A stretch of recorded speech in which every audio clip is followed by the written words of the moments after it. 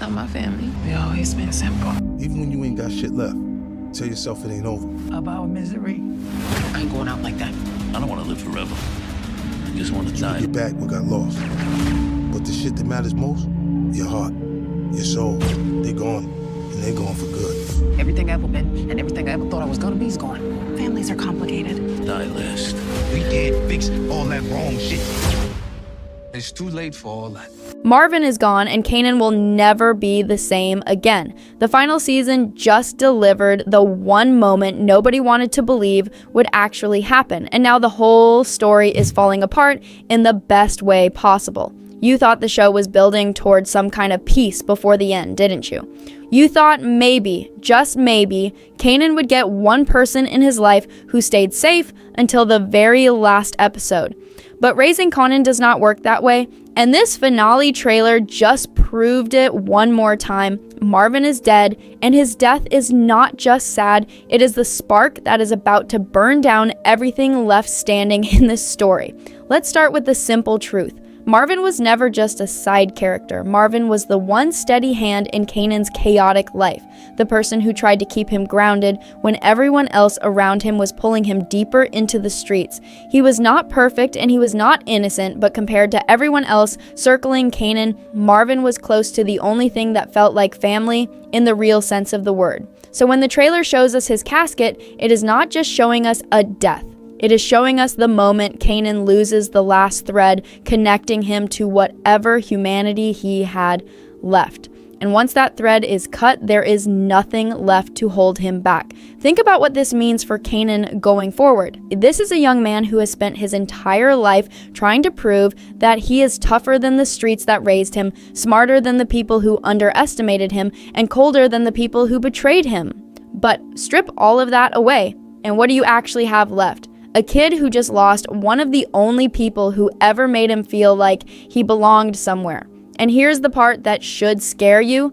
In this world, broken people do not sit quietly with their pain. They turn it into something else. They turn it into fuel. So what does a grieving Kanan actually look like? If you thought he was dangerous before this episode, wait until you see what a man with nothing left to lose is capable of doing. Now let's talk about timing, because nothing in this show happens by accident. This death does not land in some random quiet moment. It lands right before everything in the story is set to collide. Every single storyline this season has been slowly moving toward a breaking point. Every relationship has been getting tested. Every alliance has been getting stretched thinner and thinner. And right when you expect the show to finally give you some kind of resolution, it gives you devastation instead. That is not an accident. That is not sloppy storytelling. That is a creative team telling you clearly that nobody in this story gets a peaceful ending, not even in the final stretch. So here's the real question everyone should be asking. Was Marvin's death random, or was it planned? Because in a show built entirely on power struggles, betrayal, and generational trauma, almost nothing happens without a reason. Every death in this universe carries a message. Every funeral means something bigger than grief. So what is this one trying to tell us?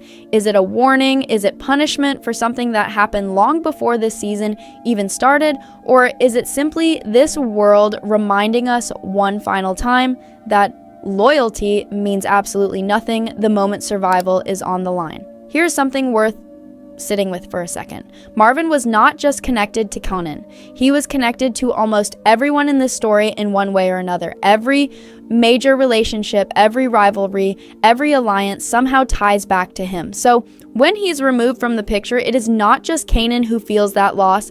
It is the entire world around him that gets thrown off balance. And when balance breaks in a world this dangerous, you already know exactly what comes next. Suspicion, retaliation, betrayal disguised as loyalty. People start watching each other differently. People start remembering things they were supposed to forget. And that leads us into the messiest part of this whole situation, the secrets. Every single character left standing in this final season has something to hide. Some of them are hiding old decisions that never got resolved. Some of them are hiding loyalties nobody else knows about. Some of them are hiding plans that have been quietly moving in the background this entire time. Marvin's death has the power to expose every single one of those secrets, because grief has a strange way of making people careless. People start talking when they are hurting, people start pointing fingers, people start slipping up. So what secrets does this finale finally drag out into the light? What is about to come out that nobody in this fandom is prepared for?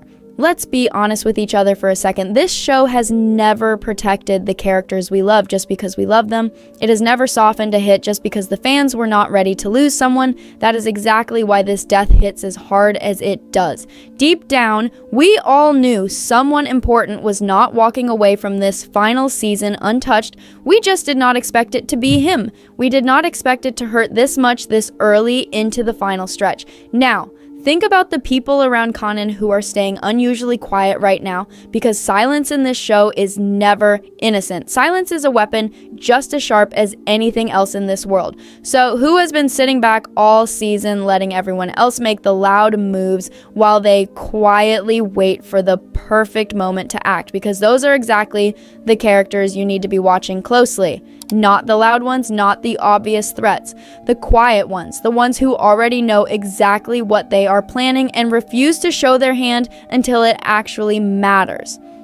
And let's not forget the bigger picture here, because this is not just any show ending its run. This is a prequel. Everything that happens in this final season is building toward the version of Kanan we already know is coming, the colder, harder, more dangerous man we first met at the very beginning of this entire franchise. So every loss in this final stretch, every funeral, every betrayal is not just there for drama. It is there to explain exactly how Kanan becomes the man we already know he is destined to become. So ask yourself this: if Marvin's death is one of the final pieces required to complete that transformation, what does that actually mean for everyone else still standing around him? Who else becomes expendable in this story? Who else is nothing more than a stepping stone toward the ending we already know is coming? Let's talk about consequences, because in this world, every action demands a price and every death demands a response. Somebody has to answer for what happened to Marvin.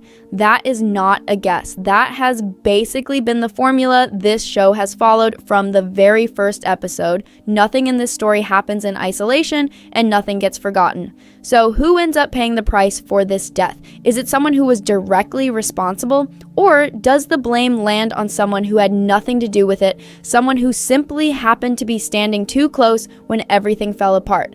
And here's something worth sitting with. This is the final season, which means every choice made from this point forward is not just about solving conflict anymore, it is about legacy. It is about how these characters are remembered once the story finally ends. So when Kanan responds to Marvin's death, and he will respond, what does that response say about the man he is becoming? Does he choose control?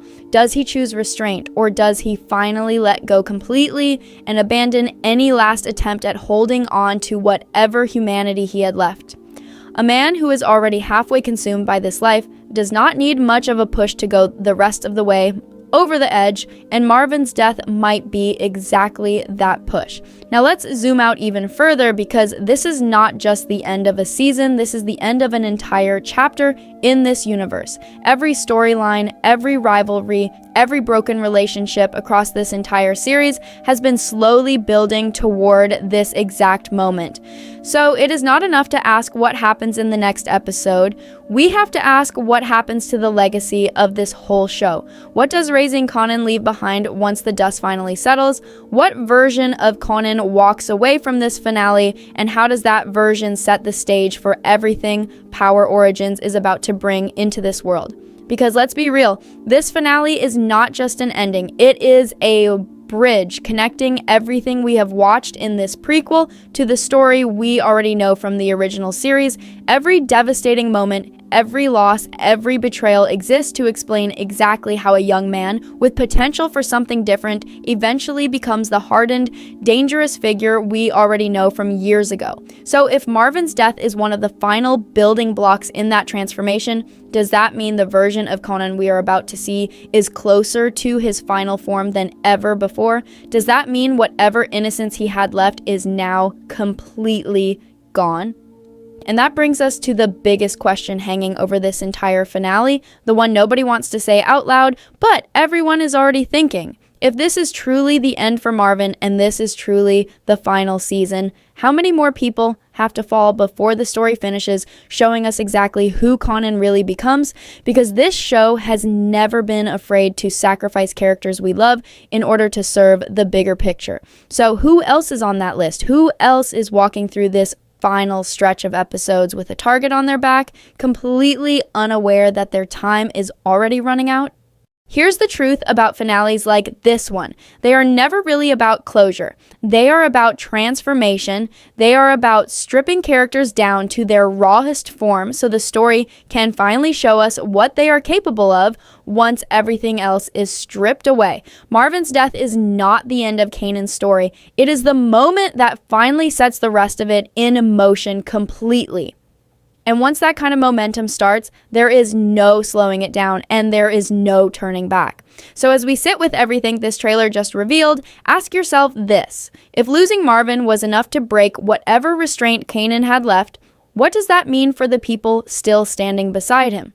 What does that mean for anyone foolish enough to get in his way during these final episodes? Because if this show has taught us anything across 5 seasons, it is that the moment someone stops being careful, that is exactly when everything around them falls apart. And after watching this trailer, one thing feels certain. Nobody left in this story is safe anymore. Nobody. Marvin is really gone, and everyone left in this story now has to live with the choices that led here. Let's start by going back to the timeline, because most people are skipping right past this part, and it actually matters more than you think. If you piece together everything this final season has shown us so far, Marvin's death does not feel sudden at all. It feels earned. It feels like something the show has been quietly setting up since the very first episode of this season, hiding it in plain sight while everyone was distracted by everything else happening around him. So the real question becomes, how many times did we actually miss the signs? How many times did the show basically hand us the answer and we just were not paying close enough attention? Think back to how careful Marvin has been all season long. Think about every conversation he had, every warning he gave to the people around him, every single moment where he seemed just a little too aware of the danger closing in on his life.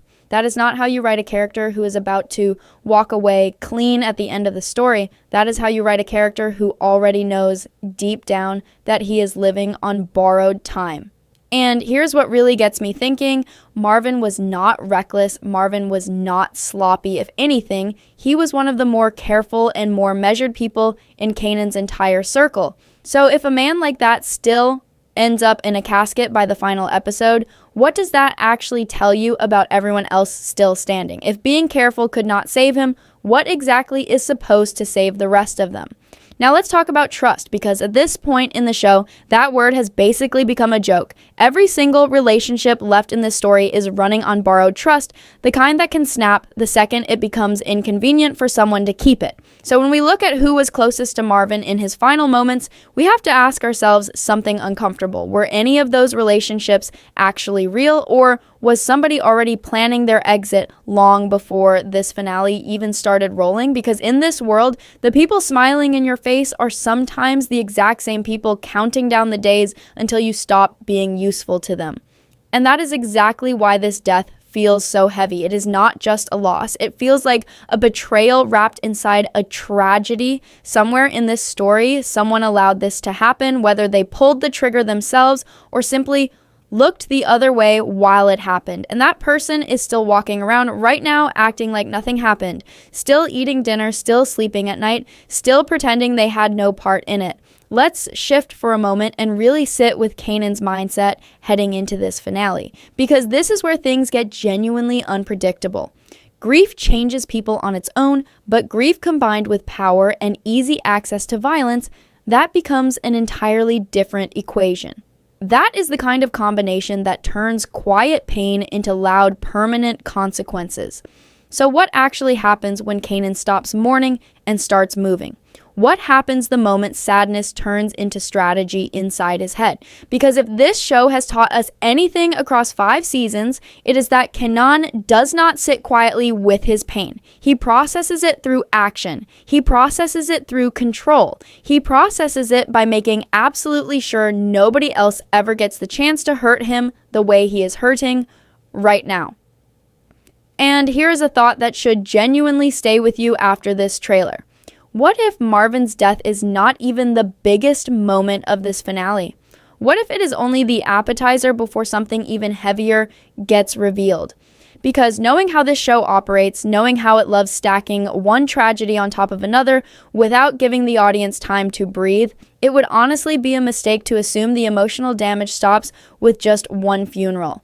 So what else is coming in these final episodes? What other pieces are still waiting to fall before the credits roll on this entire series for good? Let's also talk about the characters who are staying quiet right now, because in this show, silence has never once been innocent. Silence is a strategy. Silence is a weapon just as sharp as anything else being used in this story. So, who has been unusually quiet across this entire season? Who has been sitting back, watching everyone else make their moves, letting other people take the risks while they wait patiently in the background for the right moment to strike? Because those are exactly the characters worth worrying about the most. Not the loud ones, not the obvious threats that everyone is already suspicious of. The quiet ones, the ones who already know exactly what they are doing and simply refuse to show their hand until the timing is perfect for them. Now let's dig deeper into what this finale actually means going forward, because an ending like this does not just close one chapter quietly. It completely rewrites the way we understand everything we thought we knew about this story. Marvin is gone. That much is confirmed. That much is settled. But the aftershock from that death, that part is just getting started. And if you think the emotional weight of this single episode ends the moment the credits roll, you clearly have not been paying attention to how this show has always operated. Raising Kanan has never been the kind of series that lets grief sit quietly in the background while life moves on normally. It uses grief as fuel. It uses loss as the spark that lights the very next fire in the story. So the real question is not whether this pain eventually fades away. The real question is what this pain is about to turn into. Let's talk about consequences one more time, because this part deserves more attention than people are giving it. In this world, every single action comes with a price, and every death demands some kind of response from someone. Somebody has to answer for what happened to Marvin. That is not just speculation on my part. That has basically been the entire formula this show has followed since day one of the very first season. Nothing in this story happens in isolation. Nothing gets quietly forgotten once the episode ends. So who actually ends up paying the price for this death? Is it someone who was directly responsible for what happened? Or does the blame end up landing on someone who had nothing to do with it at all? Someone who simply got caught in the crossfire because they happened to be standing too close when everything fell apart around them? And here is something else worth sitting with carefully. This is the final season of the entire show. That means every single choice made from this point forward is not just about resolving conflict anymore. It is about legacy. It is about how each of these characters will be remembered once the story officially ends for good. So when Kanan finally responds to Marvin's death, and make no mistake, he absolutely will respond, what does that response actually say about the man he is becoming right in front of us? Does he choose restraint in this moment? Does he choose control over his emotions? Or does he finally let go completely and abandon any last attempt at holding on to whatever humanity he had left inside him? A man who is already halfway consumed by this life does not need a very big push to go the rest of the way over the edge, and Marvin's death might be exactly the push that finally sends him there. Now let's zoom out and look at the bigger picture one more time, because this is not just the end of a single season anymore. This is the end of an entire chapter inside the wider Power universe. Every storyline, every rivalry, every fractured relationship we have watched unfold across all 5 seasons has been quietly building toward this exact moment right here. So it is not enough anymore to simply ask what happens in the next episode. We have to ask a much bigger question. What happens to the legacy of this entire series once it is all said and done? What does raising Kanan actually leave behind once the dust finally settles on this finale? What version of Kanan walks away from all of this, and how does that specific version set the stage for everything Power Origins is about to explore in the next chapter of this universe?